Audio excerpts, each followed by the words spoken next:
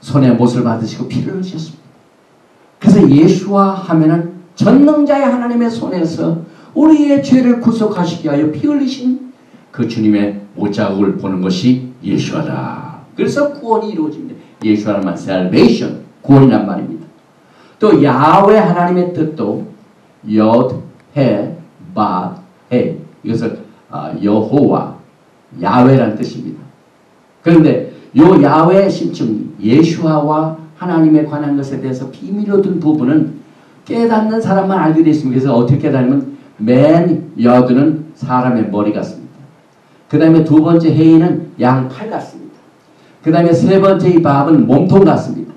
그 다음에 네 번째 해인은 양다리 같습니다. 그래서 머리에 두 팔에 몸통에 두 다리에 사람 모양으로 되어 있습니다. 말씀이 육신이 되어 오신 하나님. 이렇게 숨겨져 있습니다. 그래서 주님께서 메시아와 메시아의 오심에 관한 그 모든 예언을 사드 레벨 신비적인 단계로 두었기 때문에 고린도전서 15장 보면 내가 너에게 비밀을 말하노니 비밀을 말해가지고 그 비밀을 깨닫기를 원하고 주님의 오심을 기다리는 그 순수한 마음과 열정을 가지고 오는 자들에게만 하나님께서 보여주시기 때문에 지금 마지막 때에 정말 이 재림의 메시지가 시급한 때에 우리가 예수님을 증거하는 것은 주님의 오심을 증거하는 이것으로 증거의 영을 받아야 됩니다. 그래서 요한계시록 19장 10절에 내가 그 발 앞에 엎드려 경배하려 하니 그가 나더러 말하기를 나는 너와 및 예수의 증거를 받은 내 형제들과 같이 된 종이니 삼가 그리하지 말고 오직 하나님께 경배하라. 예수의 증거는 예수님을 증거하는 것은 대언의 영이라 Spirit of Prophecy. 그래서 마지막 때 교회가 나가서 복음을 증거하고 선교하고 예수님을 증거하는 것은 주님의 오심을 알리는 대언의 영을 받아서야만 됩니다. 메시아를 증거하는 것은 대언의 영입니다. 예언의 영입니다. 다시 오실 천국이 가까운 것을 선포하는 이 파수꾼의 사명인 것입니다. 그래서 이 유대인들의 그 토라 공부를 깊이 하는 여러 가지 문헌 중에 보니까 이 메시아의 오심은 토라의 가장 신비적인 계시에 속하며 재림 신학은 신학의 꽃분홍이다. 이게 얼마나 영광스러운지 모릅니다. 또 잠언서 1장 6절에 잠언과 비유와 지혜 있는 자의 말과 그 오묘한 말을 깨달으리라. 비밀스러운 것은 하나님께서 우리가 깨달아야 알게끔 만들어 주셨어요. 그래서 마태복음 13장 10절에 제자들이 예수께 나와 가로되 어찌하여 저에게 비유로 말씀하시나이까? 마태복음 13장 11절에 대답하여 가라사대 천국의 비밀을 아는 것이 여기 천국의 비밀은 사드 레벨 천국에 관한 이 비유 이것은 비밀의 레벨을 두었기 때문에 이 천국의 비밀을 아는 것은 너에게는 허락되었으나 저에게는 아니 되었나니 고린도전서 2장 7절에 오직 비밀 한가운데 있는 하나님의 지혜를 말하는 것이니 곧 감추었던 것인데 하나님은 우리의 영광을 위하여 만세전에 미리 정하신 것이다. 그래서 이 마지막 때에 비밀스러운 예수아와 비밀스러운 예수아의 오심을 우리가 전념을 다하여 깨닫고 증거해야만 되는 것입니다. 왜냐하면 지금 엄청난 시급한 일들이 우리가 살고 있는 이 세상에서 벌어지고 있기 때문에 그렇습니다. 큰 그림으로 보면은요. 먼저 이스라엘의 땅, 특별히 예루살렘의 땅을 나누어 가지고 피에로 국가 건설이 지금 눈앞에 다가왔습니다. 그러면은 그 피에로 국가가 세워지는 그 순간부터 하나님의 심판이 임하게 되는데 두 가지 심판으로 나타납니다. 이 히브리 뿌리에서 보면은 첫째는 전쟁입니다. 전쟁이 예언되어 있습니다. 그 다음에 두 번째는 경제적인 몰락입니다. 바벨론이 몰락을 하게 됩니다. 바벨론이 심판을 받습니다. 그래서 단일 세계 정부가 불가피하게 탄생됩니다.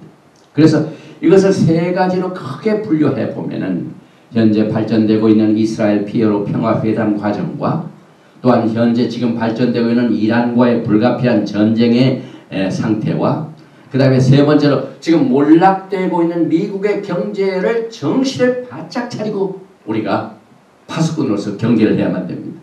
제일 먼저 이스라엘과 피에로 평화는 지금 어디까지 왔습니까?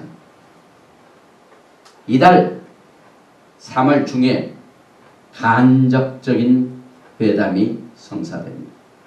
그동안 가자 문제로 인해 가지고 결렬되었던 중동 평화가 이달 3월달 내에 indirect talk가 다시 말하면 간접적으로 3개월에서 4개월 시한부를 두고 평화회담이 지금 추진됩니다. 왜 그럴까요?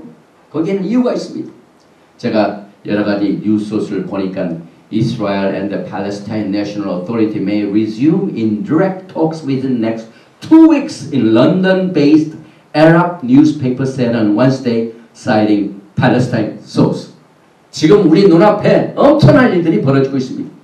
그 다음에 러시아 웹사이트에서도 이것을 지난 2008년 12월 이후부터 결렬되었던 중동 평화가 이달에 다시 재개된다. 그런데 과거에는 아랍 연맹들이 이것을 아주 못마땅하게 여겼는데 이번에는요 갑자기 일이 되려니까 지금 급물살을 탑니다. 중동 평화회담이 아랍 연맹도 간접 회담에 적극 찬성을 합니다. 그래서 이게 피에로 지금 의장이죠. 그래서 지금 여러 소스에서 간접 평화회담이 진행되고 있는데 이 아랍 계통의 사람들이 그동안 여러 가지로 불만을 품고 이 평화를 발걸었지만은 이제는 여기서 보니까 사옙 에레카트라는 사람이 이 피에로의 지금 특사입니다. 이 사람도 이것을 얼마나 찬성하지 모르고 나타냐후 베냐민 나타냐후 이 수상도 이것을 지금 찬성을 합니다. 왜냐하면 미국에서 이 강력하게 압력을 넣고 있기 때문에 그렇습니다. 여기서 여기는 나타냐후 수상이고 이건 조지 미첼 미국 특사입니다. 그런데 조지 미첼 특사가 사옙 에레카트 피에로 특사를 만나가지고 지금 계속해서 이거 평화를 시한부로 해야 된다. 이게 참 이상해요. 그동안 조용하고 있다가 막 갑자기 지금 급물살을 타고 있습니다. 그런데 만약에 이 간접회담 평화회담이 실패된다면 그 결과에 관계없이 미국이 단독으로 유엔과 손을 잡고 유엔을 통하여 피에로 국가를 인정하게 됩니다. 그러니 지금 선택이 없습니다. 선택이 없습니다. 그래서 이 소위 중동 평화의 사중주 미국, 유럽연합, 러시아, 또 유엔 이 사중주 회담이 3월 19일 이번 주입니다. 다음 주입니다. 모스크바에서 장관급 회담을 하는데 그 목적은 팔레스타인의 국가가 세워지는 이것을 계속해서 압력을 넣기 위한 회담입니다. 그러니 이 뉴스소스가요 그동안 걸림돌이 됐던 여러 곳을 제가 쭉 봤는데 지금은 심상치가 않습니다. 모든 곳에서 다 찬성을 합니다. 또 이스라엘의 통상장관 베냐민 엘리에이저는 지금 우리 이스라엘에 지금 부딪혀 있는 가장 큰 문제는 피에로가 아니라 이란이다. 이란이 핵무기를 만들어서 지금 우리를 치는데 이 이란 문제에 집중하기 위해서는 이 피에로 평화회담을 빨리 해서 국가를 인정을 해주자. 이렇게 나갑니다. 그러니 이게 얼마나 사방에서 모든 것이 협조적입니다. 또 한 가지가 있습니다. 그동안 유럽의 여러 EU에 소속된 나라들이 이스라엘 상품을 많이 수입을 했어요.